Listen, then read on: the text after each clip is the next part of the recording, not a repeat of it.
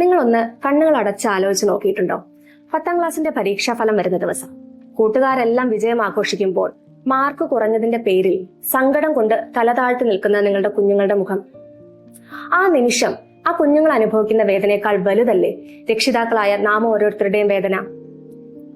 തനിക്ക് പഠിക്കാൻ സാധിക്കില്ല എന്ന് സ്വയം തിരിച്ചറിയുന്നത് അല്ലെങ്കിൽ സ്വയം വിശ്വസിക്കുന്നത് ആ സമയത്താണ്.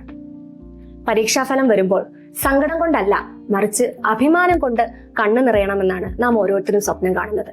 പക്ഷേ ആ വിജയവും A+കളും എല്ലാം 10ാം ക്ലാസ്സിലെ 10 മാസം കൊണ്ട് മാത്രം കഷ്ടപ്പെട്ടാൽ കിട്ടുന്ന ഒന്നല്ല.